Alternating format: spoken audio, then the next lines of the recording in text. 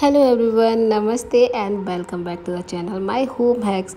आज के इस वीडियो में मैं आपके साथ शेयर करने वाली हूँ अपनी पैकिंग कैसे उन्होंने की है, कैसे हमारा सामान गया है, कहाँ गए हैं हम, कहाँ से।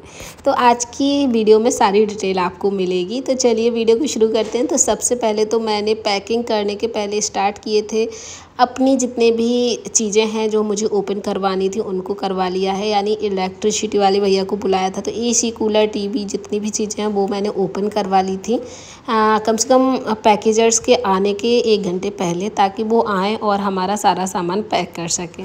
इसके पहले वाले वीडियो में मैंने आपके साथ शेयर किया था कि मैंने कुछ चीज़ें ऑलरेडी पैक कर ली थी जो इम्पोर्टेंट थी, डीक्लटर करनी थी, मुझे घर में से हटानी थी, लेके नहीं जानी थी। तो वो वीडियो ज़रूर देखिएगा, उससे आपको आइडिया मिल जाएगा कि कैसे क्या क्या चीज़ें हम पहले से। और मेरा एक्सपीरियंस जो मैंने फ़र्स्ट टाइम ही एक्सपीरियंस किया है, बिकॉज़ इससे पहले मैंने कोई भी पैकेजर्स के थ्रू पैकिंग नहीं करवाई थी, फ़र्स्ट टाइम करवाई थी। और मेरा क्या एक्सपीरियंस रहा है वो मैं एंड में ज़रूर बताऊंगी। फ़िलहाल के लिए अभी सारी चीज़ें पैक हो रही थी, बहुत फास्ट इन्होंने पैकिंग करी है। और ये आ गए थे आई थिंक 11 बजे समथिंग दोपहर में। और 4 बंदे थे जिसमें कि 4 लोग 2-2 के पार्ट में चले गए थे, एक रूम में।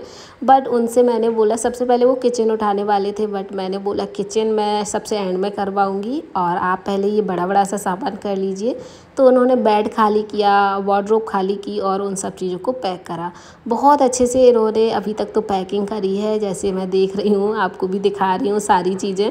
अब बिकॉज़ इसमें सारी वीडियो में आपको सिर्फ पैकेजिंग दिखेगी और मेरा नया घर भी दिखेगा एंड में, तो पूरा वीडियो ज़रूर देखिएगा।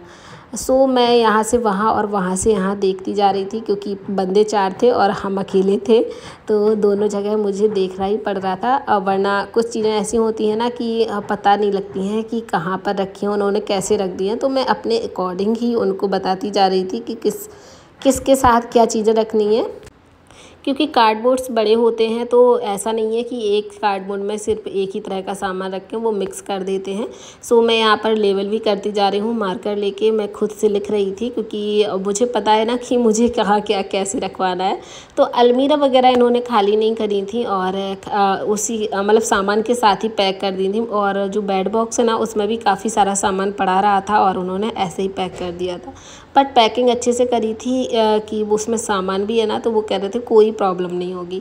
जो स्टोर का सामान था वो मैंने अलग से 2 कार्टून्स में पैक करवा दिया था, क्योंकि वहाँ पर जाके अगर मुझे स्टोर का सामान ना भी खोलना पड़े तो भी कोई प्रॉब्लम नहीं है, वो कार्टून्स अलग से रख देंगे।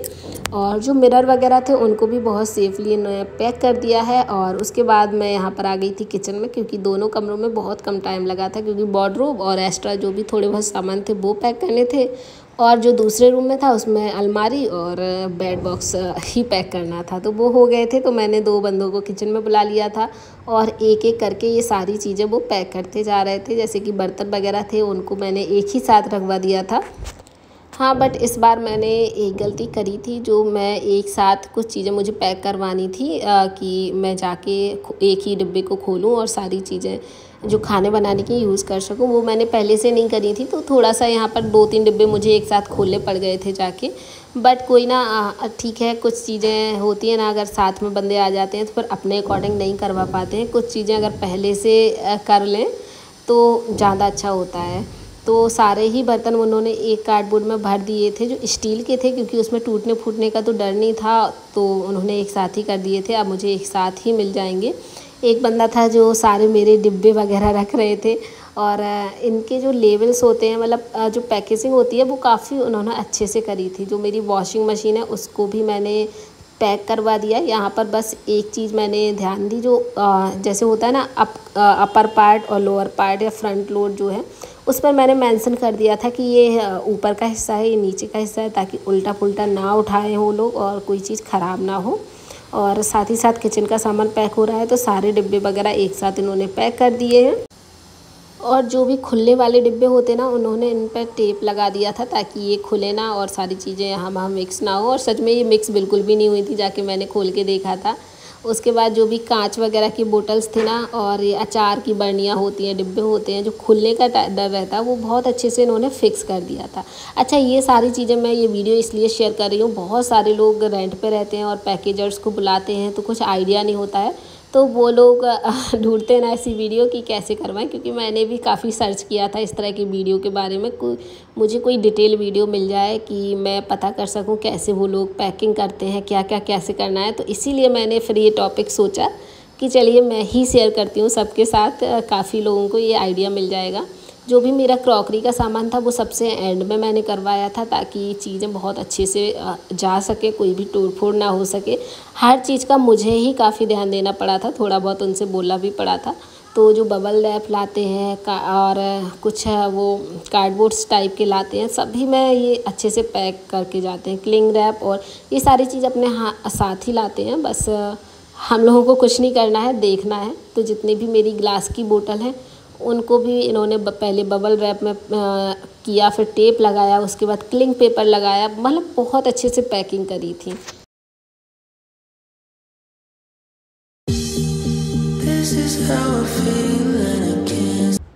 और जितना भी क्रॉकरी का सामान था उन्होंने एक साथ कर दिया था। मेरे छोटे बड़े बर्नी अर्नी, मतलब एक एक छोटी छोटी भी चीज़ ना इन्होंने ऐसे ही पैक करी थी कि वो फूट ना पाए, और एक साथ रख दिया था। और उन्होंने खुद से बोला था इसमें से कुछ नहीं टूटेगा, यानी आपको अगर लग रहा है एक साथ रख दिया है तो कुछ टूट ना जाए, तो बिल्कुल भी नहीं। मेरा एक भी चीज़ डैमेज नहीं हुई है, मेरा इतना सारा सामान में से कोई डैमेज नहीं हुआ है। एसी वगैरह भी पैक करी थी।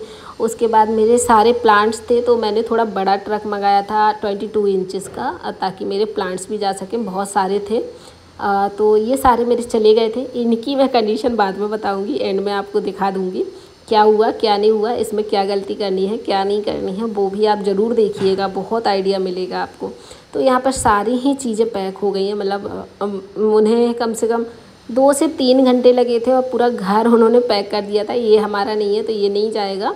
बाकी का जो भी था 9 बजे आए थे, 10, 11, 12, मतलब 3 घंटे में आराम से सारी चीज़ें पैक हो गई थी। और इसके बाद 1 घंटा लगा होगा लोड करने में, और उसके बाद 2:30-3 बजे मेरा ट्रक निकल गया था। तो सारी चीज़ें अभी बिखरी पड़ी हैं, तो उतना समझ नहीं आएगा पैकिंग का, बट पैकिंग बहुत अच्छे से हुई थी। तो किचन भी ऑलमोस्ट मेरी खाली ही होने वाली है। एंड लास्ट रह गया था बाइक का, तो बाइक क्योंकि ट्रक पे ही जाएगी, तो उन्होंने बाइक के शीशे वगैरह हटा के और उसको भी अच्छे से रैप करके ही भेजा था।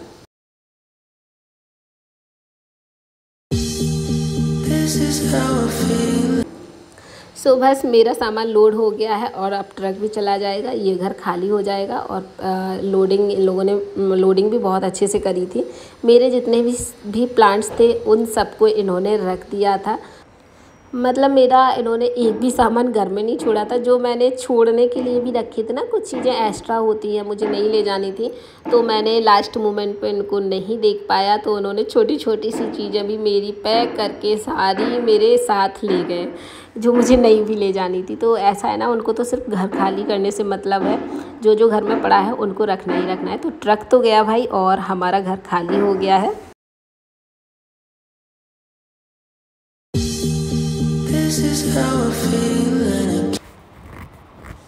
सो ये घर तो खाली हो गया है, और जाने के साथ साथ आदित्य को बहुत सारे गिफ्ट्स भी मिल गए हैं। मैं नए घर में आपको दिखाऊंगी क्या क्या मिला।